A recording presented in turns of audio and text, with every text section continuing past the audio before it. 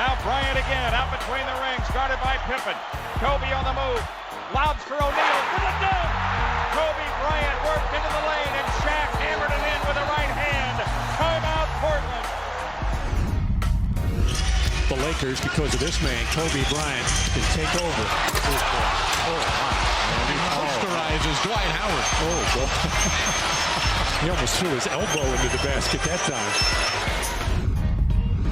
Spurs cannot buy a triple.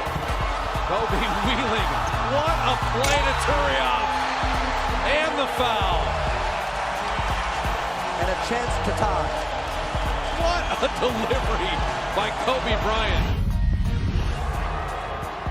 Rotation of Bryant. Buckle up for Kobe Bryant. Kobe Bryant just sucked the gravity out of the target center. What a play. The windmill slam. Good morning, good afternoon, good evening. Wherever you are listening, I just want to send some love, some laughter, future blessings out to wherever you are. I appreciate you checking in to another podcast with me. Welcome into just another podcast where we just dive into some sports and stuff, and we just have a little fun here, you know, where they didn't ask for my opinion, but I'm gonna give it anyway, you know. Look, don't forget to like the video and subscribe for more daily and weekly content. You know, it just helps us with the algorithm. It helps us get moving.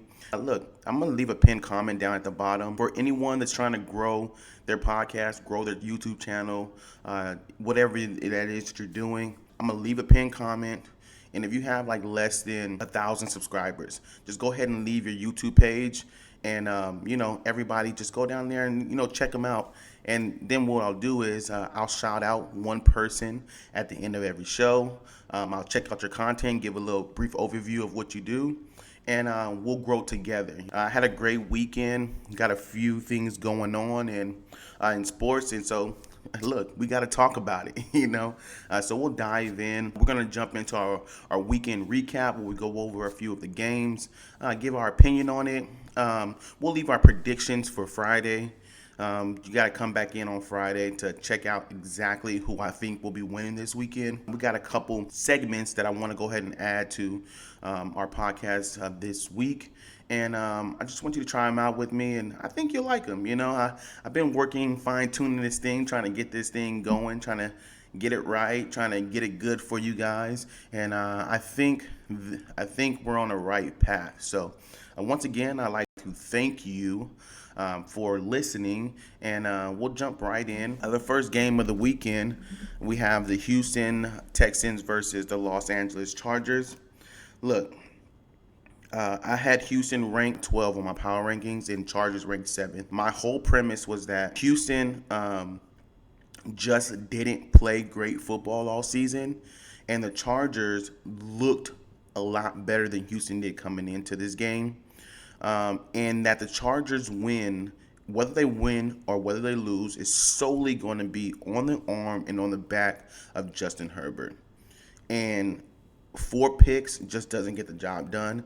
Now, granted, I'm not going to say all 4 of those picks were on him, but in totality, he just didn't play great football. Okay, and Houston chose wildcard weekend to show up today. You know, I got to give kudos to the coaching. I got to give kudos to Nico Collins, man. Look, Lamb McConkey, love what he did. I mean, dude was balling. You don't see rookies do that in the playoffs often. So, I mean, got to give a shout out to him too. But the coaching for Houston, they didn't get rattled early in the game. They fought back, came back early in the first quarter, only gave up 2 field goals. When the Chargers were threatening to score early and kind of put them out of the game, they fought back. Defense showed up, sack after sack after sack, pick after pick after pick, and they played their best football game of the season.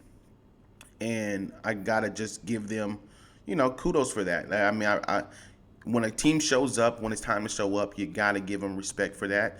And there's going to be upsets when it's playoffs. I mean, the best team doesn't always win. The best team on that day is going to win. And on Saturday, Houston was the best team in that game. And they did the same thing last year to the Browns. You know, a team that kind of overachieved, played a bad schedule, got into the playoffs, came into Houston, and got destroyed. So I guess you could say you could see it coming, but at the same time, Houston hadn't put anything on paper to really show us this, and I guess they waited for the playoffs to do it. So I mean, kudos to them, and they're moving on to the next round. So the next game is the Baltimore Steelers. And look, I mean, it's not much I can say about this game. I did have the Steelers ranked last in my power rankings. And so, like I said, I didn't expect them to get a win. I expected them to lose by, a touchdown or so, touchdown to 2 touchdowns, somewhere in that range. But would not have been surprised if the game was close, just because coaching. And because the game wasn't close, does that mean that the Steelers should move on from Tomlin? I don't know. We'll go over that later. But my mind tells me that, I never really overreact in the wild card week, because you're going to get a lot of teams that beat up on teams that should not have been there. So I don't want to overreact to Baltimore beating Steelers. They did the same thing they did to the Steelers not too long ago. But I can't lie. Rushing yards, crazy. Will they be able to do it in the next round? I don't know. But if they're able to run the ball like that in Buffalo, we'll see what happens. But kudos to Baltimore. They did what they're supposed to do. They showed up. They won. They're moving on. Congratulations. Same thing here with Buffalo, Denver. Buffalo, I had Denver ranked number 13, and rightfully so. Okay. Like I said, teams, I don't want to say weren't supposed to make the playoffs, because they won the games they were supposed to win. The games that were on their schedule, they won those games that put them in the playoffs. What I'm saying is that there are playoff teams and there are fringe playoff teams, and Denver was a fringe playoff team. And Buffalo not only is a playoff team, but it's a legit championship contender. And when you have a fringe playoff team playing against a championship contender, then this is what you get. When you have a rookie quarterback playing against a MVP caliber quarterback, this is what you get. Okay? And I didn't expect anything else. I expected the Denver to look how they looked. Now, granted, Bo Nix came out and he kind of made me, second guess just for one drive. And then, all became right in the world, and the Buffalo scored 31 unanswered points, and the game was over. Okay? And it is what it is. Buffalo's moving on. They have a home game, and they will play Baltimore this weekend, and that's going to be, it's going to be a game for the ages. And I'm here for it. Look, I'm ready. I'm ready. Tune in on Friday, and you'll hear basically who I have winning this weekend and why I have them winning. We'll go over everything. Let's go down to this Philly and Green Bay game, okay? Now, every weekend, I'm going to choose one game where I really watch it. Really watch it. Like, don't pay attention to anything else and dive into that game and really give my full synopsis on what I've seen in this game, okay? And the Philly Green Bay was the game that I chose. I possibly should have chose the Washington Tampa Bay game. It probably was the best game to choose this weekend, but I chose the Philly Green Bay game just for timing. What made the most sense for my schedule, what game to watch, turns out to be the Philly Green Bay game, okay? So, in a nutshell, I went into this game worried about Green Bay, their offense, and being nicked up, being banged up. How would they perform against a top defense like Philly? Okay, Philly had taken a week off. They were going to be rested. The defense was going to be ready to play. Okay, so I'm watching the game, and what I came out of the game thinking was that this Philadelphia offense is uninspiring. Okay, It's not creative. And to me, they are just rolling out great players and expecting them to score points, expecting them to be effective, saying, hey, if they're playing man-to-man defense, just go win your route. They are just rolling out a great team and not really putting in the extra creativity it takes to really be successful on offense, okay? And my point when I say that is that if you're going to be uninspiring with your pass concepts, then just run the fucking ball, okay? There was too many instances in this game where I felt like the Eagles got away from running the ball. You know, like, don't get me wrong, the offensive coordinator over there, I mean, he's a good offensive coordinator. I mean, when he was with Dallas, they were leading the league. So it's not as though he can't do his job well. I wonder if the situation and the circumstances overwhelmed him and he just hasn't learned how to call a big game, okay? There was a situation back in, I believe it was the second quarter. There was a 10-play drive. And if I'm not mistaken, it went run, pass, run, pass. And then it got in the red zone and went pass. Okay?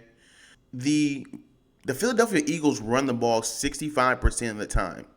I need you guys to stick with this, okay? Now, granted, they started getting a little bit better play calling after the 50.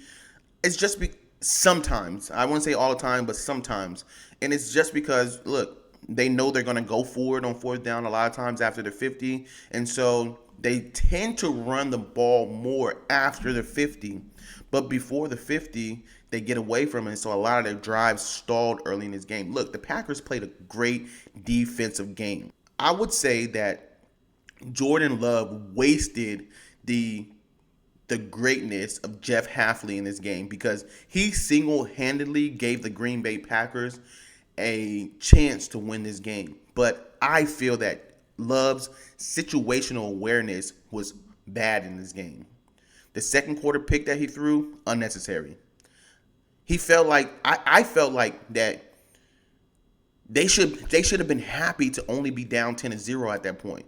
You turn the ball over on the first play of the game, you give up an easy touchdown, and then the next couple of drives you only give up a field goal. So it's only 10-0, and if you flip it, it's kind of how Houston was when they were down 6-0, and they just stayed with the fight. They played great defense. They didn't get out of themselves. They just stayed with the fight, and I felt like Love started pressing too much early in the game. And it started spiraling out of control on them. And they couldn't really, grasp it back in. Okay? And look, this was a great opponent for the Philadelphia Eagles to just kind of get their groove back. They had been off. I don't want to say they were rusty, but, first game back, just first game of the playoffs. They played a great defense today, and they got the job done. Okay, look, Love was in situations like there was a third down where he took a sack. They were in field goal range. You cannot take that sack, okay? There was, before half, there was an interception that he threw when they were driving to put up points before half. You cannot throw that interception, okay? There was just time after time where Love, like I said, his situational awareness just wasn't there. He made mistakes at times where he just couldn't make mistakes, and he handed Philadelphia Eagles this game, okay? And they took it. They said, hey, look, we'll take it. And they finally got it together late in the third quarter, early fourth quarter, where they just started run. And look, if you made it this far, comment run down in the comment section, because that's what we need the Philadelphia Eagles to do, is just run the ball, okay? If you're not going to be creative, if you're not going to get guys open, because you can't sit here and tell me that A.J. Brown can't get open, but he's running the plays that the offensive coordinator is calling. He doesn't choose the plays. He just goes and runs them, okay? So, look, run the fucking ball, Eagles, okay? Just do that, all right? Good luck next week. We'll talk about it, all right? Look, we're going to move on to the Washington-Tampa Bay game. And by the way, I have Philly number 2. And I said I didn't expect Green Bay to come in there and win. And if Jordan Love balled out, it would be a great game. They didn't win, and Jordan Love didn't ball out. So we see what happened, okay? Now, let's go into this Washington-Tampa Bay game. Look, I told you. 2 words, Jaden Daniels. There's a reason why I had Washington ranked above Tampa Bay. And it's simply those 2 words. Not simply those 2 words, but in the grand scheme, look, this guy, the reason why I liked Washington is because most playoff games are close games, okay? And in a close game, you got to have a guy that's leading your team that is not afraid of the moment. And this guy in Washington is never afraid of the moment. I mean, he has the perfect coach, that's pretty much, I mean, look, everybody says that you can't have a defensive-minded coach with a rookie quarterback. It just doesn't work, and I would say it just depends on who your offensive coordinator is. It depends on who your QB coach is. And then it depends on who the quarterback is. Look, Jaden Daniels is for real, okay? And it has nothing to do with the throws he can make, which he can make a few. And he don't just dink and dunk. He can throw the ball down the field. But this guy just shows up. On 3rd down, he shows up. In the second half, he shows up. In the 4th quarter, he shows up. On the last drive, when he needs a drive to win a game, to tie a game, to whatever it is that he needs, he shows up. Okay? And I can only respect that. And do I give them a fighting chance to beat Detroit next week? I digress. But at the same time, look, they're way ahead of schedule. They got to win, which rookie quarterbacks don't tend to do on the road in the NFL playoffs. So I respect them. Hats off to you. I was right in this situation. I knew it, and I sprinkled a little bit on Washington money line. So, hand clap for me, pat on the back to me, because I love this situation for Washington. Like I said, look, and kudos to Tampa Bay's defense. They showed up to play today.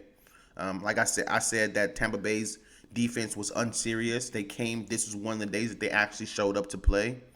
And look, it was a great game. I think this was, if I had to choose the best game of the weekend, this would have been the best game. Not just because it was the closest game, but because it was probably the most evenly matched game between opponents for the whole weekend. And so that just gave us, it was just basically 2 teams that, there was no lean either way in this situation. And look, Tampa Bay, Baker Mayfield, I don't want you to hang your head. I don't think Tampa Bay is a bad team. They are just short. Everybody can't win. There's got to be a loser, and just because you lost in the playoffs doesn't mean that you're a bad team. But sometimes it's better to get blown out, because then you can really take a step back and look at yourself and say, hey, we aren't that good. We aren't as close as we think we are. We do need to do some more to make this team better. But when you have games that are this close, sometimes a team could, stand pat and say, hey, we just are one or two players away from making a really deep run. When I think you should always, always, always turn over your roster. Whether you lose by 1, whether you lose by 20, I think if you lose in the playoffs, it should be back to the drawing board. Okay? And we'll see what Tampa Bay does. To be perfectly honest, I think Tampa Bay is one of those teams that make the playoffs this year and don't make it next year. But we'll see, and we'll talk about that later. We'll go into our last game of the weekend. And the only reason why this upload is on Tuesday and not Monday is because we had a Monday Night Football game down in Arizona, hosted by the Rams. And they played against the Vikings. And for you that thought that I had the LA Rams rated too high on my power rankings, all I gotta say is, look, I told you, you cannot sleep on the Rams, okay? You can't. The Rams team, like I said, the playoffs are about quarterbacks and coaching, okay? Quarterbacks and coaching. And this coach has been to the Super Bowl twice, won one. This quarterback pretty much is probably the most decorated quarterback in the league right now when it comes to accolades and stats. He's probably in the top 5, okay? And so I knew they were going to show up, and it was about whether that defense was going to be serious. Now, like I said, the defense made a 180 from the beginning of the season. A lot of youngsters.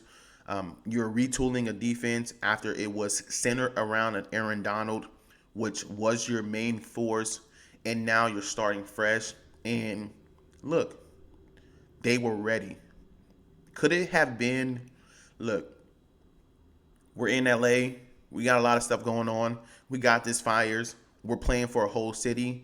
And they had a little bit more inspiration. LA was playing the game as though they could not lose. Like their life depended on winning this game. And I feel like they were playing for the whole city of LA. And kudos to you guys. Kudos to you for showing up. And look, they did their thing, The Vikings, I had them ranked slightly higher. I had them ranked number 6.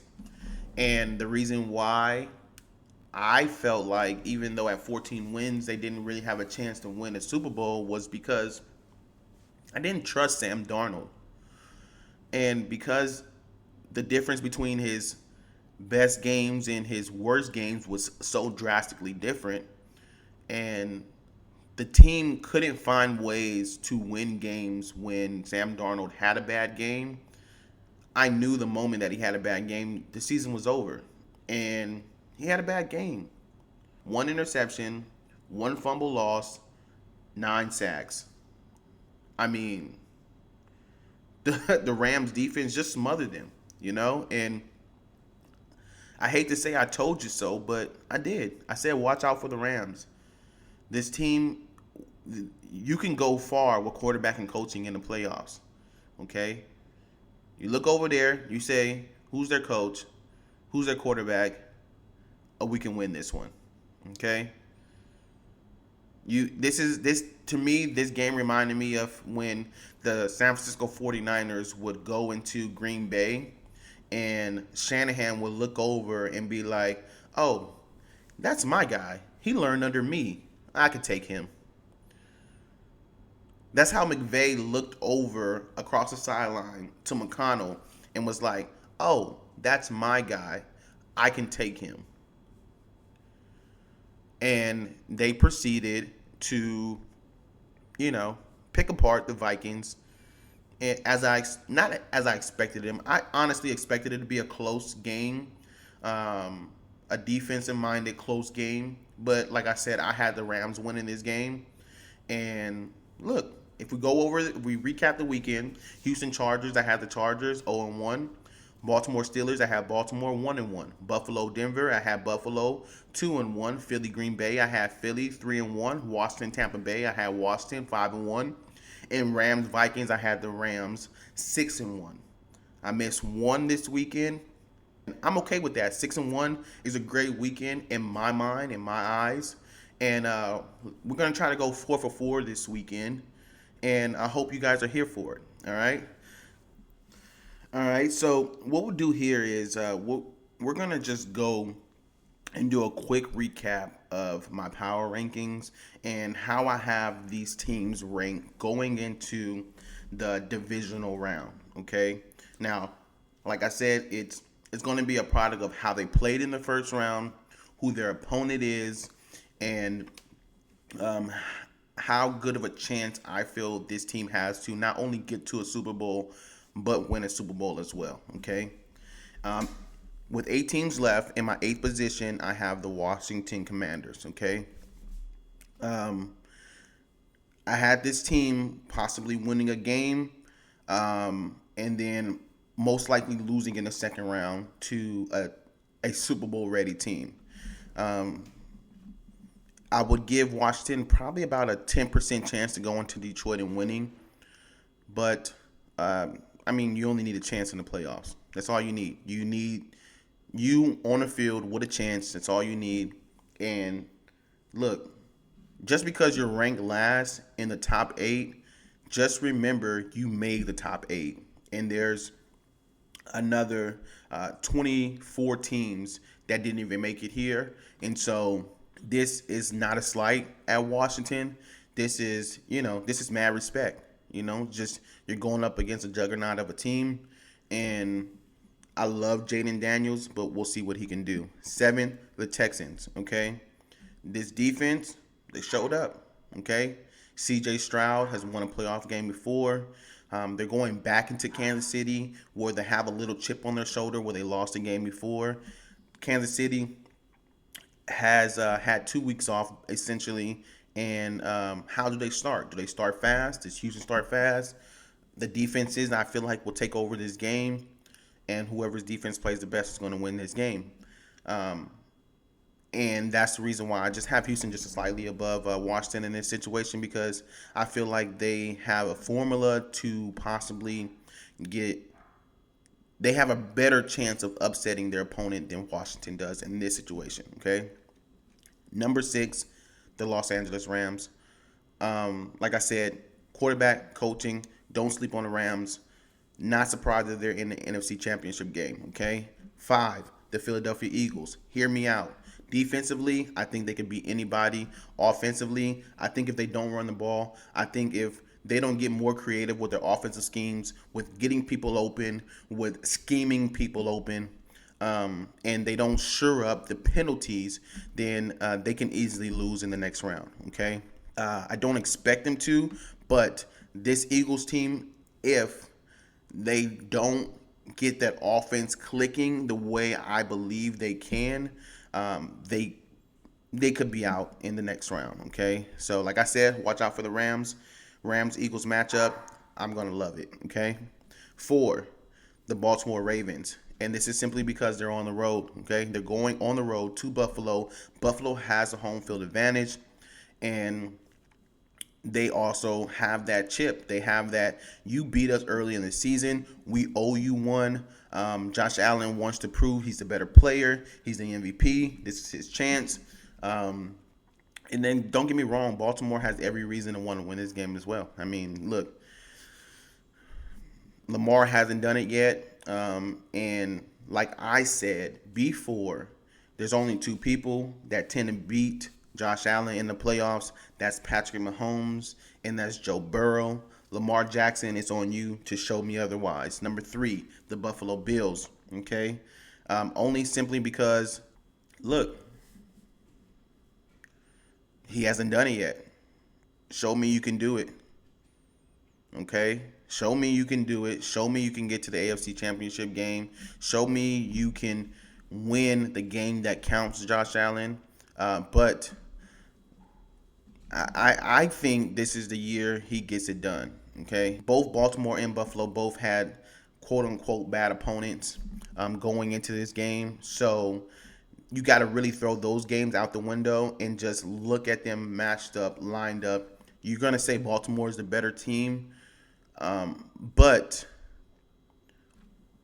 I feel like Buffalo having this home game is going to really allow them to win a close game late. Okay. Number 2. All right, Lions fans. The Eagles, after watching the Eagles this against the Packers, I got the Lions at number 2. Okay. I don't think anyone can stop the Lions from scoring 24 points at this point. And if the Eagles don't figure out a way to score more than 22 points, then they're going to be in trouble if they go to Detroit. Okay? It's as simple as that. The Lions defense, I don't expect them to be bad. I don't expect them to be great. I don't think they have to be great. I think they have to be just good enough. And it just might be enough to get the Lions to the Super Bowl. Number 1, we all know Kansas City, 2 bye weeks, home field advantage, Super Bowl quarterback, Super Bowl coach, great defense. Look, good luck everybody else. It's their Super Bowl to lose. It's their AFC championship to lose. Let's see if you guys can get it done, okay? Okay, look, guys. Mike McCarthy I wouldn't say he got fired, but I'm honestly, I think he left. I think he went in there and demanded something he knew they weren't going to pay him, and so that he can leave. I mean, I would be fed up with Jerry Jones at this point too. But let's take a look at where you think Mike McCarthy ends up. Okay. Now we have to remember that Mike McCarthy is a Super Bowl winning coach. I don't care if it was 15 years ago he won a Super Bowl. There's not many coaches that can say they've done that. If you look around the league, there are probably, just off the top of my head, I'm not even going to do any research or anything. I would say there's about 5 Super Bowl winning coaches in the NFL right now. And so that's not a lot, okay? So any team would be happy to have a Super Bowl winning coach. So here go the teams that have openings: the Las Vegas Raiders, the New Orleans Saints, the Jacksonville Jaguars, the New York Jets, the Chicago Bears, and the Dallas Cowboys, okay? So we can cross off the Dallas Cowboys off the list because obviously he's not going back there. If we go down to Chicago Bears, I don't know if they're quite ready to win a Super Bowl, but I would say that McCarthy wants to go to a place where he feels like the front office wants to win a Super Bowl, and that's their goal, and that's what they're going towards. So I would say the Chicago Bears are an organization that runs themselves in that sense. And so right now, I would say that should be one of his top priorities, is trying to land a job at Chicago. New York Jets, they're unserious about winning. I don't expect him to be there. Jacksonville Jaguars are essentially a shit show. So if he just wants to make some money and coach a bad team, he might wind up in Jacksonville, but I don't think that should be his go-to job, the job that he's striving to get. And then the New Orleans Saints, they have a high draft pick. They have,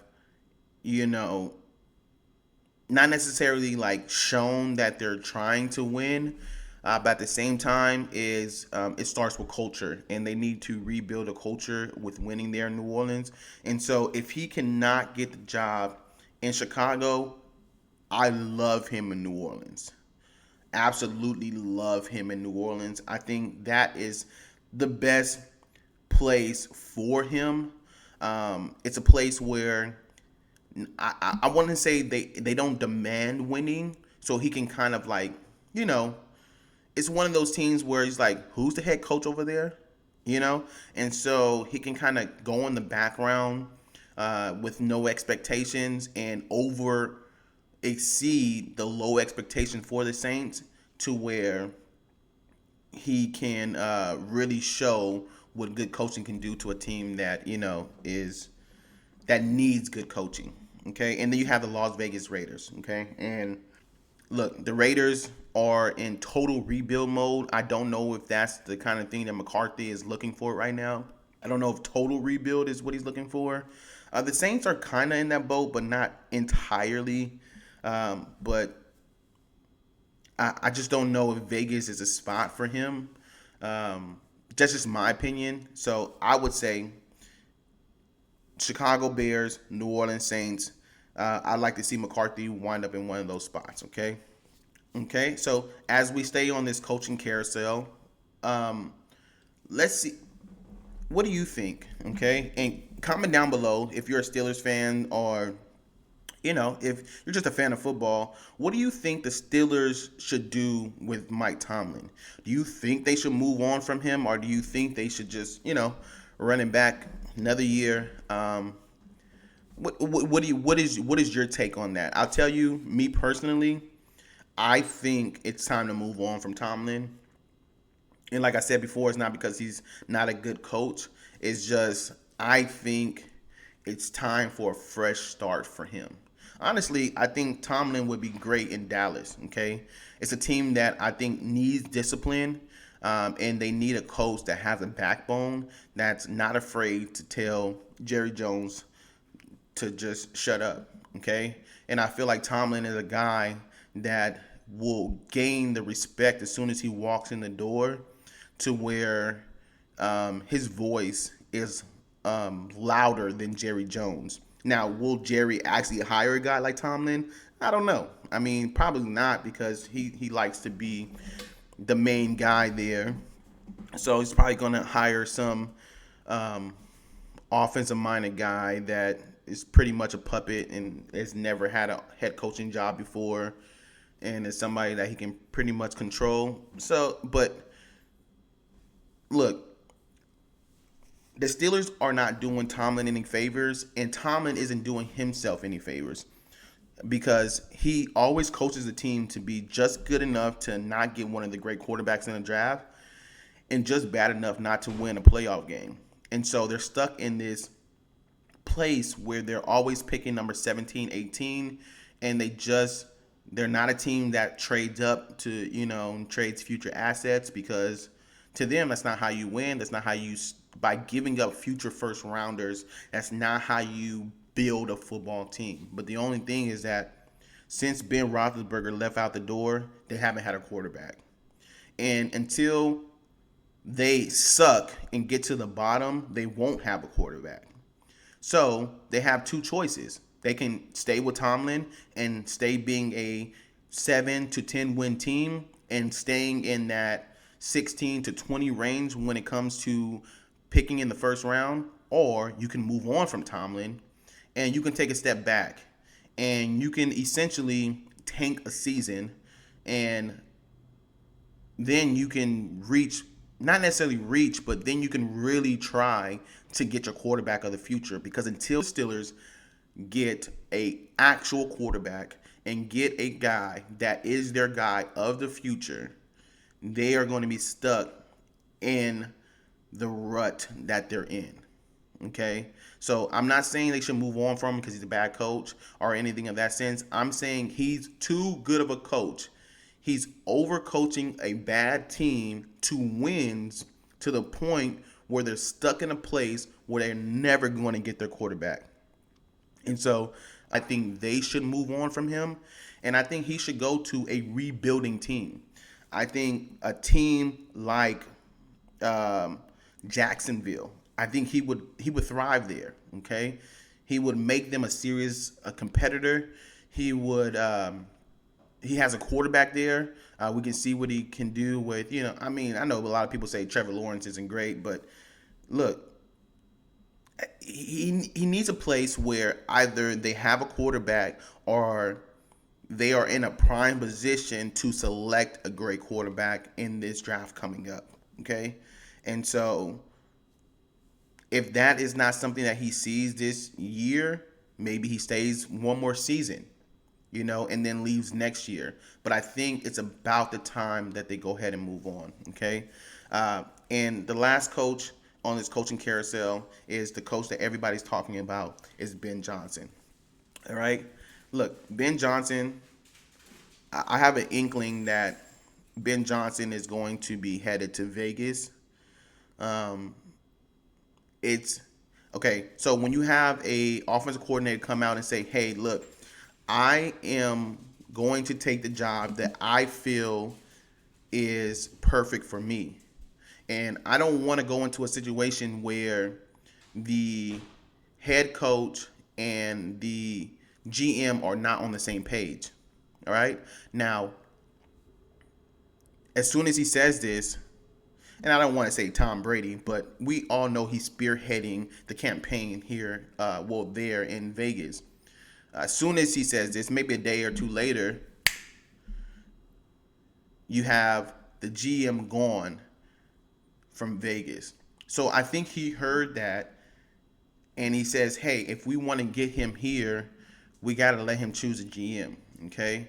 And I think he wants to make a splash. I think he wants to win in Vegas, and I think he wants everybody to be talking about Vegas next year. And he understands that the head coach and the GM have to be on the same page. When he was with the Patriots, Bill Belichick was the head coach and the GM. So he understood that that goes a long way.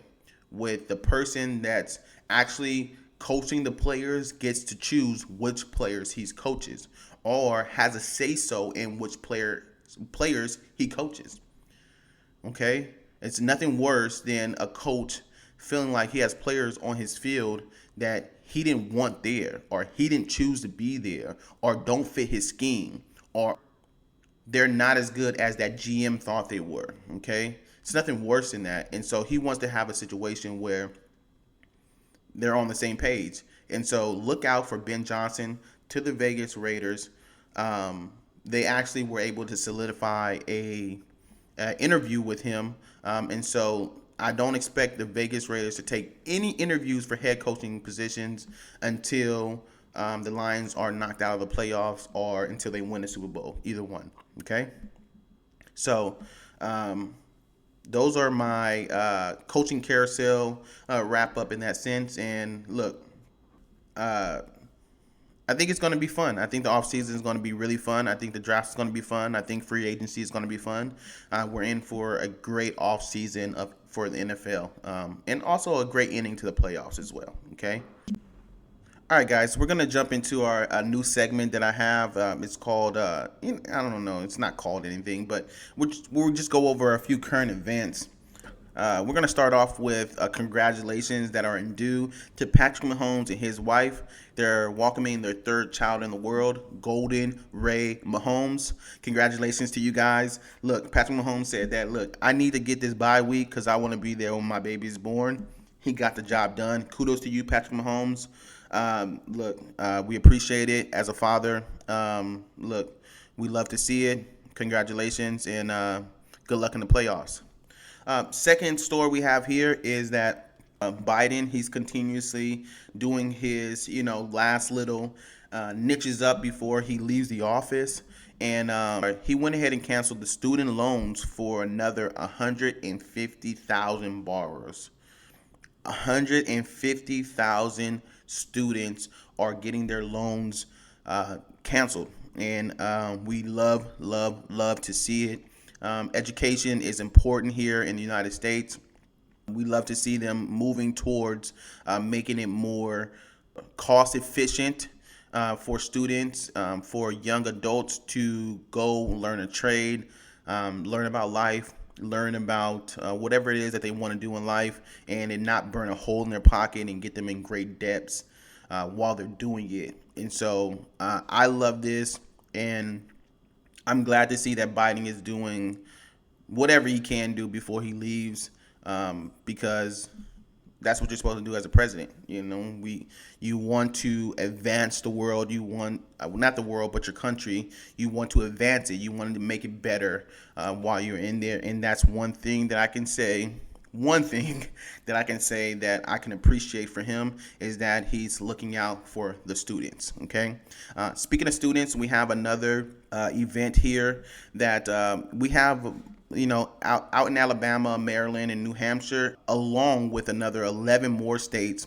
They are petitioning to have no cell phones in school during school hours. Okay, last week these states went and announced bills restricting phones during school hours, and a lot of parents are up in arms about it. Okay, they're calling for safety concerns. As we know, a lot of parents, most students starting in probably middle school, have cell phones, and a lot of parents use that to be able to get a hold of their children whenever they want to.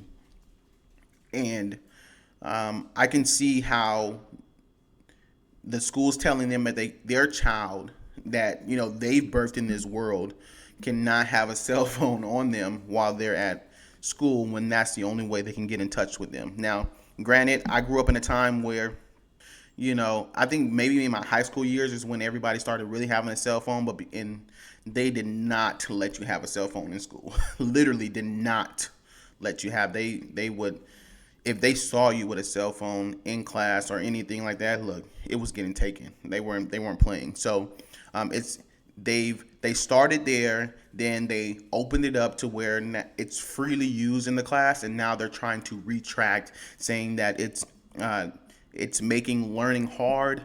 It's messing with the students' mental health, and students aren't learning because of the phones are in school. So if you're in one of these states, make sure you're looking out, whether you're on the side for getting rid of the phones or keeping the phones. Make sure you're voting for the people that are out here making these bills and bringing these bills to fruition. Look, it starts with your vote. It starts with your vote, your councilman right there in your city, right there in your county, right there in your district. Okay, just if you want things to change, they start with you and your neighborhood, your community, and the people around you. Okay, and that'll wrap up our current events for today. Just another segment I want to add in there, just to keep it fresh, keep everybody on their toes, and just let you know that I know a lot of people don't watch the news, and they get their news through social media and stuff like that. And so this is just another outlet where a few things that are going on, you can get that information here. Okay, all right. So look, for those who don't know, I live in Texas, and the great state of Texas. And here in Texas, essentially, it's an extension of South America. Okay, so I've been here a long time, and I really haven't dedicated myself to learning Spanish like I should. So you guys are about to take this journey with me. I'm about to, not force myself, but I'm really about to push myself to really learn Spanish, really be able to communicate Spanish with people. So because literally where I live, you need to know it. Okay, so I want to set an example, especially for my kids, because I feel like if they are bilingual, then it'll help them further their career and whatever they want to do, especially if they're going to be here in Texas. So this segment is called Learn Spanish with Me. Okay, it's free. We're going to learn some Spanish. A lot of these are just going to be phrases that you can use on a daily basis. And look, I want you to, even when you have a situation where somebody might say it in English, just start saying it in Spanish back to them, and they're like, what? And you oh, this means this. That way you're using it on a daily basis. So if they say it in English, say it back in Spanish, and it'll help you. Okay, so the first phrase that we're going to learn is called eso espero. Okay, it just means I hope so. So in a sense, it was will just another podcast be posting on Friday? Will I be able to listen to another episode? Eso espero. I hope so. Okay. The next phrase is going to be todavía no. Todavía no. Okay. It means not yet. So, is this podcast over? Todavía no. Okay. Look, if you're still listening, I want you to type down in the comment section, todavía no. It's not yet. We're not done yet. Okay. And the last phrase is going to be claro, or you can use por supuesto, if you want to be more formal, or con gusto, if you want to, it's like more with pleasure. But all these mean, of course, okay? All right? Is this channel going to grow into something spectacular? Claro. Of course it is. Because of you guys, because of all my listeners, and because of my dedication, we're going to grow into something really great, and I want to grow together. Like I said, don't forget to drop your podcast, your YouTube channel, drop it down under the pinned comment, and I'll make sure I'm checking you guys out, and we'll make sure we go ahead and shout you out, one person every episode, because we want to grow together, okay? That's going to conclude that segment. Learn Spanish with me. We'll be back here learning 3 to 4 phrases just to kind of, grow.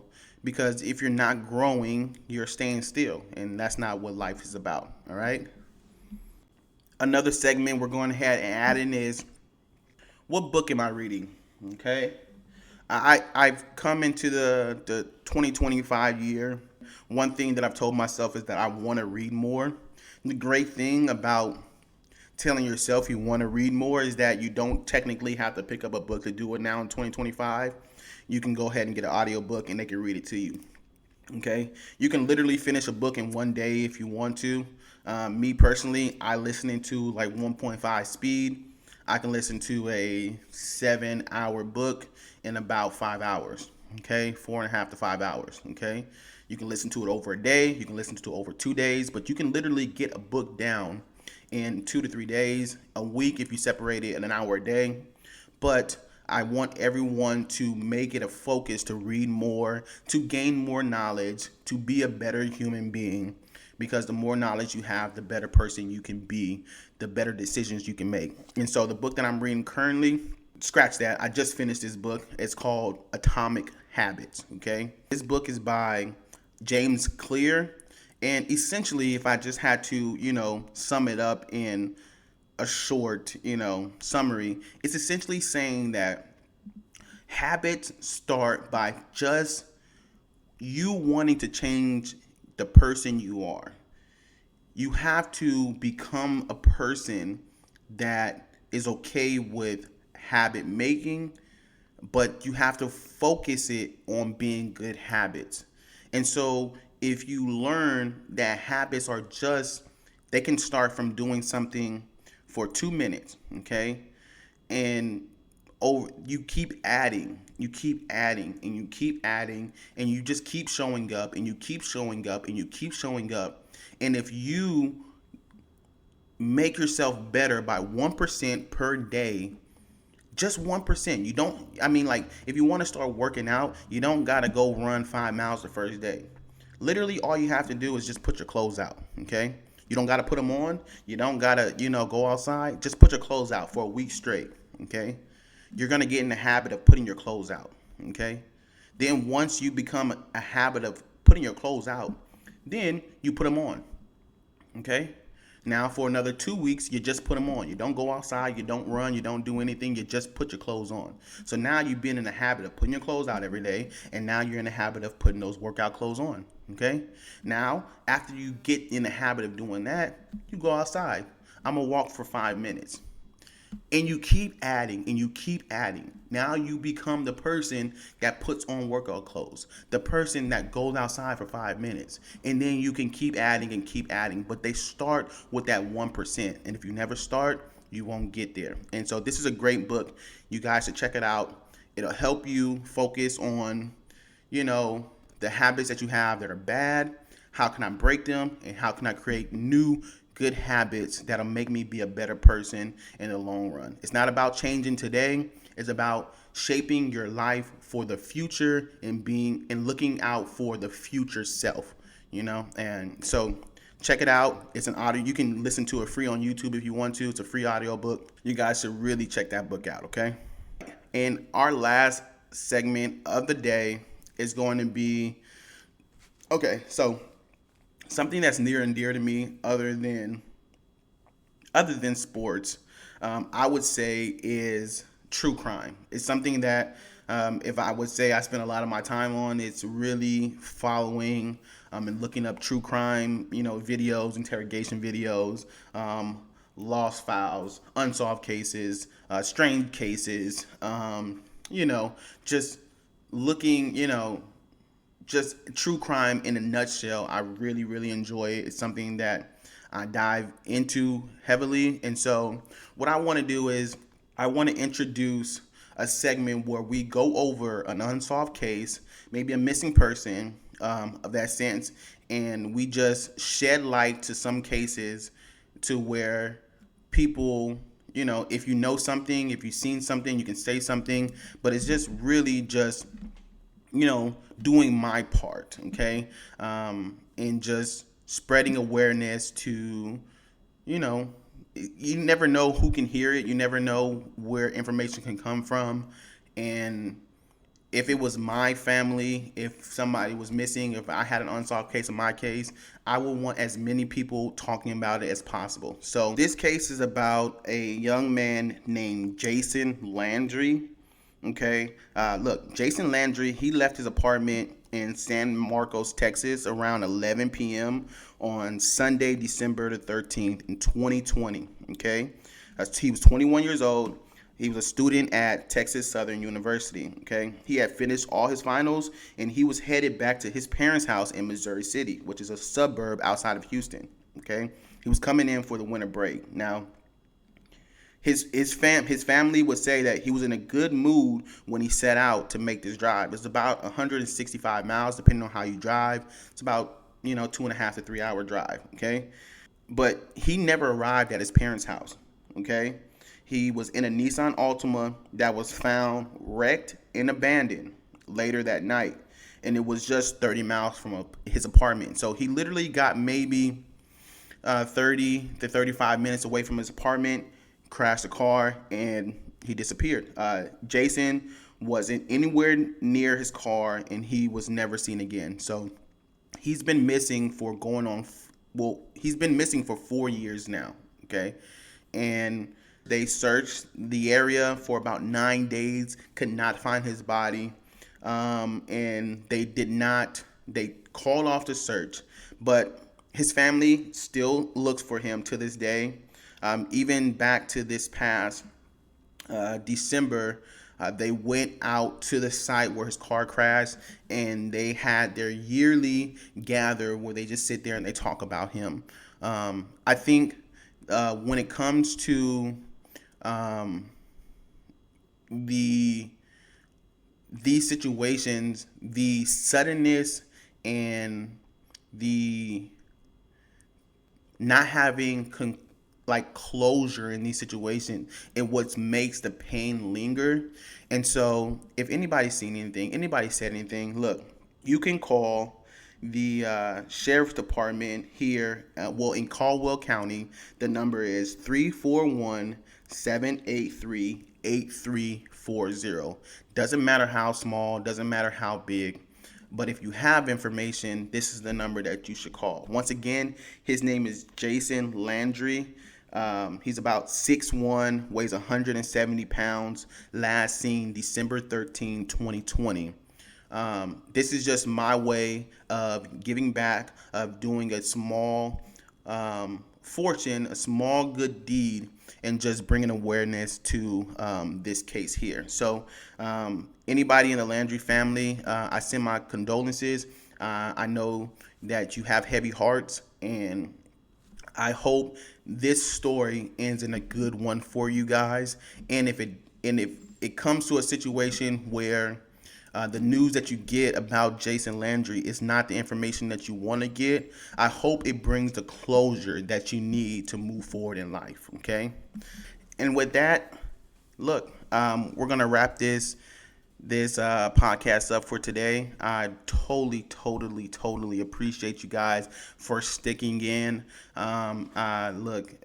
It's a joy to do something that you like to do, but it's also work, and it's a journey, and I'm liking this journey that I'm on, and I appreciate this journey that I'm on, and I can appreciate anyone that takes the time to listen to the product that I'm putting out here, okay? And before we leave, I have a small story that I want to tell you guys. And if you're still here, please, down in the comment section, comment story time, okay? It lets me know that you listen all the way down to the end, and you're going to get this little nugget here, okay? So, quick story, okay? When I was a kid, the only way that I knew how to drive, about 10, 11 years old, the only way I knew how to drive was from video games, okay? Going to the arcade or whatever, okay? When you're a kid, you know two things. You know gas, brake. That's it. Okay, and so when I drove on these games, it's just all the way gas, all the way brakes. It's the only way you know how to drive as a kid.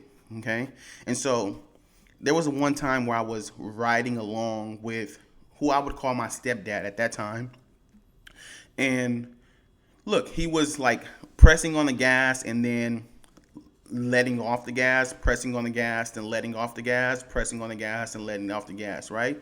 And so as a kid, you know, thinking I know everything, I tell him, hey, man, you know you can just press the gas. I don't know why you keep, like, letting off. Because you can feel the car, and, you know, whenever you drive for a long time, you know the feeling of a car when it's, you know, got that gas and off the gas feel, you know? And so I was like, hey, man, you know, you can just press the gas. He looks over to me, you know, he's in his 40s. And I'm like 11 years old telling this guy how to drive. Looking back, it's funny now. But he looks over at me, he said, dude, I've been driving longer than you've been alive, okay? I know what I'm doing.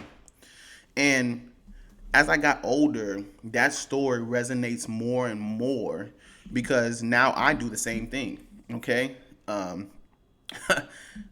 It's just a sense that, you know, letting off the gas is a lot better than slamming on your brakes every single time you need to slow down, okay? And you can equivalate this to life as well. Whenever life isn't at the best for you, you don't have to slam on the brakes. You can just let off the gas, okay? If you slam on the brakes every time you need to slow down in life, you're probably going to wind up in an accident, okay? You're probably going to do something detrimental to you and yourself by slamming on the brakes every single time you need to slow down. You don't have to stop. You just need to slow down, okay? And I just want you to take that into effect as you move forward, because not only does that equivalate to life, it equivalates to when you're on the freeway as well. If somebody's riding your tail, don't brake check them. Just let off the gas. It pisses them off just a little bit more. You guys have a great week. I love you guys, and we'll see you on Friday.